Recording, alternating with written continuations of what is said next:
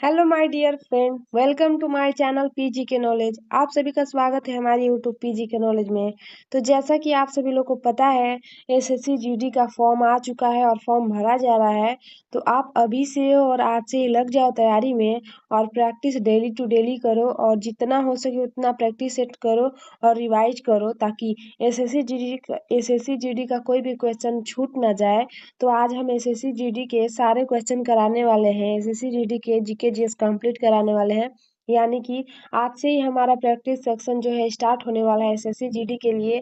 तो चलिए, ये हमारा फर्स्ट वीडियो है एसएससी जीडी का, हम जो स्टार्ट कर रहे हैं प्रैक्टिस सेक्शन। तो हमारे चैनल पे अगर नए हो तो हमारे चैनल को सब्सक्राइब कर लो और बेल आइकन को भी प्रेस कर लो ताकि वीडियो का नोटिफिकेशन आप सभी को पता चल सके।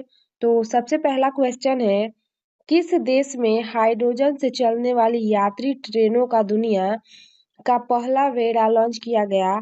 तो ऑप्शन है जापान, चीन, जर्मनी, रूस। तो ये जो यात्री ट्रेनों का दुनिया का पहला बेड़ा लॉन्च किया गया है ना, हाइड्रोजन हाइड्रोजन से चलने वाली यात्री ट्रेन। तो हाइड्रोजन से चलने वाली यात्री ट्रेन का पहला बेड़ा पार किसने लॉन्च किया है? तो वह जर्मनी ने किया हुआ है। इसका सी ऑप्शन एकदम सही है। ये काम जर्मनी ने किया है, जो कि हाइड्रोजन से सबसे पहली बार चलने वाली यात्री ट्रेन को बेड़ा पार किसने लगाया? तो जर्मनी ने। इसका सी ऑप्शन एकदम राइट है। और अगला क्वेश्चन है, डोगर बैंक कहाँ स्थित है? तो ये एक डोगर बैंक है जो कि कहाँ पे स्थित है? अटलांटिक महासागर में, प्रशांत महासागर में, आर्टिक महासागर में या हिंद महासागर में? तो ये जो डोगर बैंक है ना, ये अटलांटिक महासागर में है। अटलांटिक महासागर में डोगर बैंक का हिस्सा स्थित है। जो कि बैंक है वह डोगर, यह अटलांटिक महासागर में स्थित है। इसका ए ऑप्शन एकदम सही है। सर्वाधिक मतदाताओं वाला देश है, तो सबसे ज्यादा मतदाता यानी कि मत देने वाला देश कौन सा है? भारत है, चीन है, अमेरिका है या ब्रिटेन है? तो यह भारत ही है। भारत क्या है? सबसे ज्यादा यानी कि सर्वाधिक मतदाताओं वाला यह एक देश है भारत। भारत में सबसे ज्यादा लोग वोट देते हैं, मत देते हैं। तो इसका ए ऑप्शन एकदम सही है।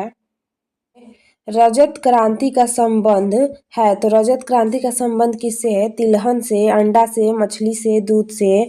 तो रजत क्रांति जो है ना, यह अंडा से है। रजत क्रांति का संबंध अंडा से है। इसका बी ऑप्शन एकदम सही है। अंडा क्या है? रजत क्रांति है। इसका बी ऑप्शन एकदम सही है। अगला क्वेश्चन है, किस राष्ट्र के वास्तविक जीवन स्तर का आकलन किया जा सकता है? तो संकलन राष्ट्रीय आय द्वारा या निवल राष्ट्रीय आय द्वारा या प्रति व्यक्ति आय द्वारा या प्रयोज्य निजी आय द्वारा? तो इसका सही ऑप्शन हो जाएगा प्रति व्यक्ति आय द्वारा, जो कि राष्ट्र के वास्तविक जीवन स्तर का आकलन किया जा सकता है प्रति व्यक्ति आय के द्वारा। जो राष्ट्र का वास्तविक जीवन स्तर है ना, उसका आकलन किया जा सकता है। इसका सी ऑप्शन एकदम सही है। और नेक्स्ट क्वेश्चन है, डॉक्टर बी.आर. अम्बेडकर ने संविधान का हृदय और आत्मा किसे कहा था? तो समानता का अधिकार या शोषण के विरुद्ध अधिकार या संवैधानिक उपचारों का अधिकार या धर्म की स्वतंत्रता का अधिकार? तो इसका सही ऑप्शन है, जो कि संवैधानिक उपचारों का अधिकार को ही डॉक्टर बी.आर. अम्बेडकर जी ने संविधान का हृदय और आत्मा कहा है। जो कि संवैधानिक उपचारों का अधिकार को उन्होंने आत्मा और हृदय कहा हुआ है। इसका सी ऑप्शन एकदम सही है। तो अगला क्वेश्चन है, इंसुलिन डैश। तो इसका क्या हो जाएगा? यकृत से स्रावित होता है या अग्न्याशय से या गुर्दे से? तो इसका सही ऑप्शन हो जाएगा अग्न्याशय। अग्न्याशय से इंसुलिन निकलता है। इसका सी ऑप्शन एकदम सही, अग्न्याशय से इंसुलिन निकलता है। इसका सी ऑप्शन एकदम राइट है।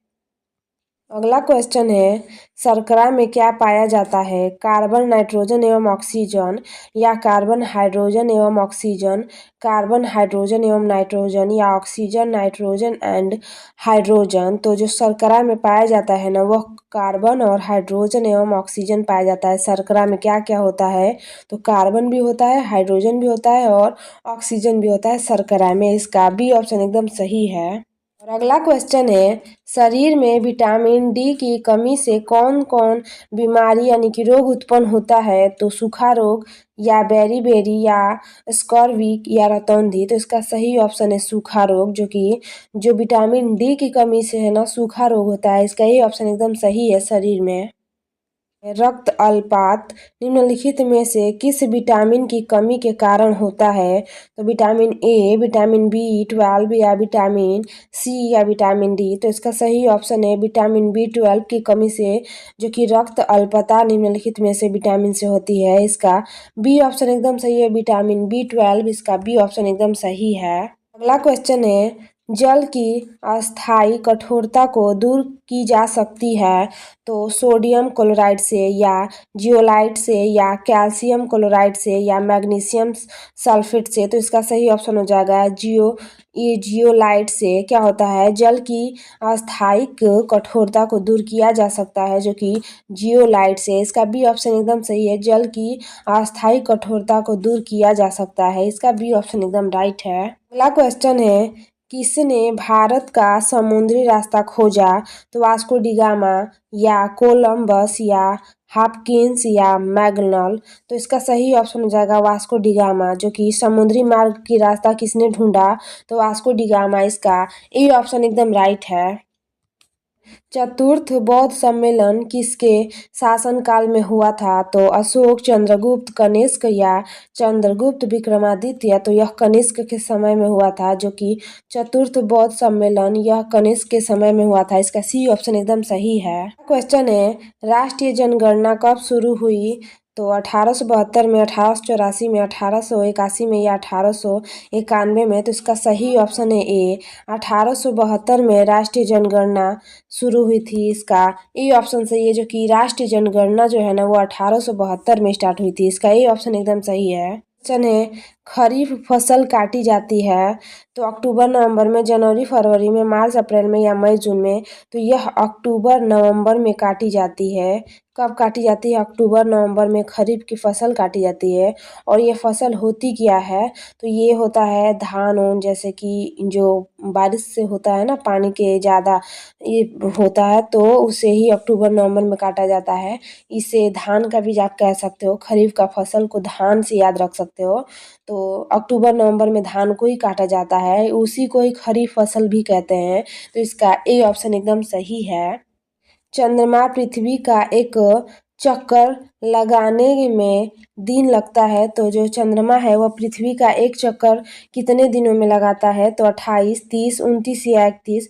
तो इसका सही ऑप्शन है 28। तो चंद्रमा जो है ना पृथ्वी का एक चक्कर लगाता है 28 दिन में। पृथ्वी का चक्कर चंद्रमा 28 दिन में लगाता है। तो इसका ए ऑप्शन एकदम राइट है। सम्राट अशोक किस वंश से संबंधित थे? तो मौर्य वंश, गुप्त वंश, नंद वंश या शुंग वंश। तो यह मौर्य वंश के थे। अशोक जो थे वह मौर्य वंश के थे, जो कि बिंदुसार के बेटे थे।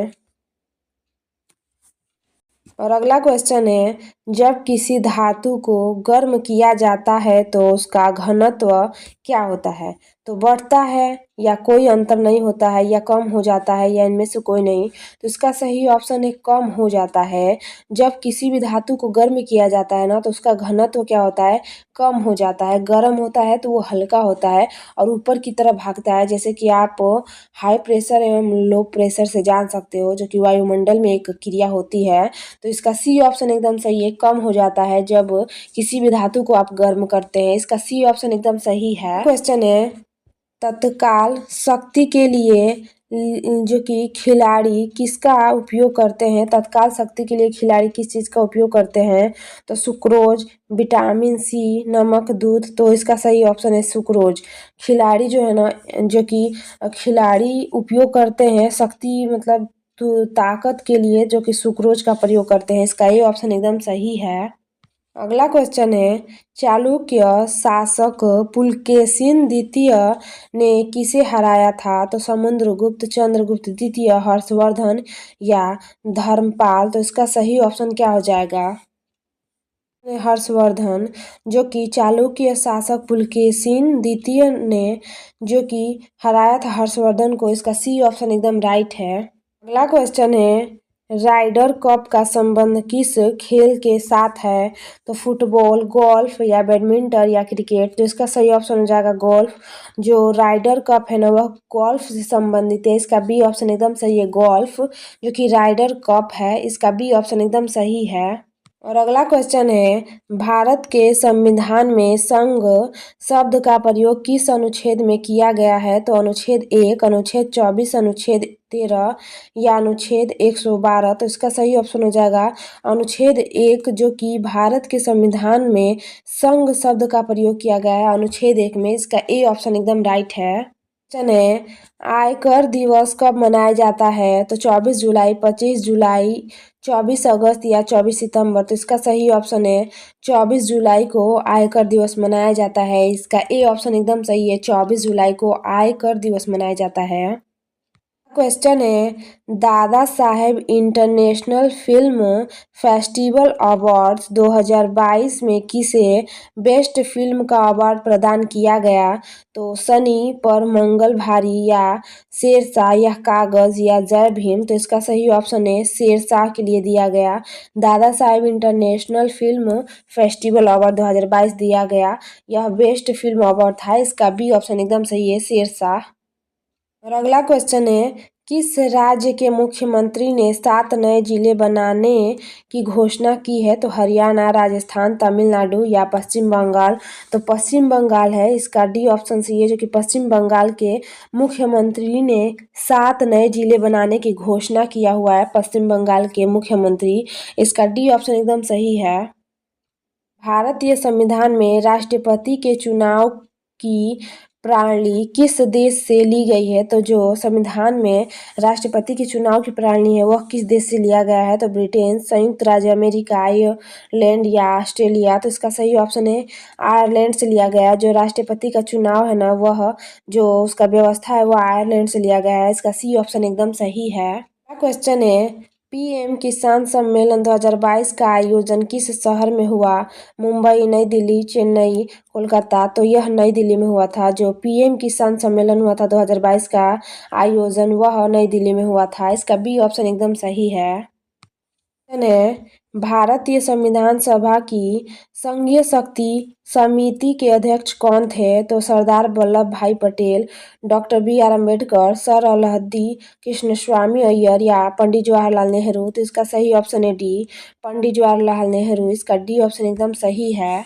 और अगला क्वेश्चन है, वह उपकरण कौन सा है जिससे समुद्रों की गहराई को मापने के लिए ध्वनि तरंगों का प्रयोग किया जाता है? रडार, सोनार या अल्टीमीटर या बैटरीमीटर। तो इसका सही ऑप्शन है सोनार, जो कि इसका बी ऑप्शन एकदम सही है, सोनार। क्वेश्चन है, भारत का अंतरिक्ष स्पेस रॉकेट लॉन्चिंग केंद्र कहाँ है? तो यह कहाँ पे है? तो विहल आइलैंड, हालसन या श्रीहरिकोटा या पोर्ट ब्लेयर। तो इसका सही ऑप्शन है श्रीहरिकोटा में है। जो भारत का अंतरिक्ष स्पेस रॉकेट लॉन्चिंग केंद्र है ना, वो हरिकोटा में है, श्रीहरिकोटा में। इसका सी ऑप्शन एकदम सही है। क्वेश्चन है, पानीपत की पहली लड़ाई में बाबर ने किसको हराया था? सिकंदर लोदी को, इब्राहिम लोदी को या राणा सांगा को या शेरशाह सूरी को। तो इब्राहिम लोदी को हराया था। पानीपत की पहली लड़ाई हुई थी बाबर और इब्राहिम लोदी के बीच में, जो कि इब्राहिम लोदी हार चुका था बाबर के हाथों, और उसके बाद से ही जो कि मुगल वंश स्टार्ट हुआ था। इसका बी ऑप्शन एकदम सही है, इब्राहिम लोदी। क्वेश्चन है, जहांगीर के दरबार में ब्रिटिश शासक जेम्स प्रथम का राजदूत कौन था? रॉल्फ फिंच या पीटी डेला वेला या एडवर्ड टेरी या विलियम हॉकिंस। तो इसका सही ऑप्शन है विलियम हॉकिंस है, जो कि जहांगीर के दरबार में यह विलियम हॉकिंस थे। इसका डी ऑप्शन एकदम सही है। दिल्ली सुल्तान ने राज्य की सहायता के लिए नहर सिंचाई व्यवस्था का प्रावधान किया था, जो कि प्रारंभ किया था। तो रजिया सुल्तान, अलाउद्दीन खिलजी, गयासुद्दीन तुगलक या सिकंदर लोदी। तो गयासुद्दीन तुगलक, इसका सी ऑप्शन सही है, जो कि दिल्ली सुल्तान थे और इन्होंने ही सिंचाई के लिए व्यवस्था प्रारंभ करा था। इसका सी ऑप्शन एकदम सही है, गयासुद्दीन तुगलक। क्वेश्चन है, दक्षिणी अमेरिका में अमेजन द्रोणी में कौन से वन हैं? तो पर्वतीय वन या विषुवतीय वर्षा वन या आर्द्र पर्णपाती वन या उपोष्ण मिश्रित वन। तो इसका सही ऑप्शन हो जाएगा बी ऑप्शन सही है, जो कि विषुवतीय वर्षा वन है। बी ऑप्शन एकदम सही है। में भारत की एंटी टैंक मिसाइल है आकाश, नाग, अग्नि या पृथ्वी। तो नाग है, क्या है जो कि भारत की एंटी टैंक मिसाइल है ये नाग। इसका बी ऑप्शन एकदम सही है। प्रकाश रासायनिक धूम कोहरे में हमेशा होता है। तो एल्युमिनियम आयन या मीथेन या ओजोन या फॉस्फोरस। तो इसका सही ऑप्शन हो जाएगा ओजोन होता है। क्या होता है कि ओजोन होता है। जो प्रकाश रासायनिक धूम कोहरे में होता है ना वह ओजोन होता है। इसका सी ऑप्शन एकदम सही है। फिलीपींस में प्रयोग की जाने वाली मुद्रा कौन सी है। पैसो, डॉलर, यूरो, येन। तो वह है पैसो है। क्या है जो फिलीपींस में पैसा मुद्रा जो कि प्रयोग किया जाता है तो वह पेसो है। इसका ए ऑप्शन एकदम सही है। फिलीपींस में यही अप्लाई किया जाता है यानी कि प्रयोग किया जाता है। ने किस देश की सामर्थ्य क्रिस्टोफोरेटी इंटरनेशनल स्पेस स्टेशन की कमान संभालने वाली पहली यूरोपीय महिला बन गई। तो रूस, जापान, अमेरिका या इटली। तो यह इटली है। इसका डी ऑप्शन एकदम सही है। सो फ्रेंड, हम आज के सेक्शन में केवल 40 ही क्वेश्चन रखते हैं। फिर मिलेंगे अगले वीडियो में नेक्स्ट क्वेश्चनों के साथ जो कि एसएससी जीडी का प्रैक्टिस सेक्शन चल रहा है। तो आज के लिए इतना ही। अगर अभी तक आप हमारे चैनल को सब्सक्राइब नहीं किया हो तो कर लो और बेल आइकन को भी प्रेस कर लो ताकि आने वाले वीडियो का नोटिफिकेशन आप सभी को पता चल सके और जल्दी से जल्दी आप एसएससी जीडी का सारा सेक्शन लगा सको। तो चलो आज के लिए इतना ही। Thank you so much. जय हिंद, जय भारत।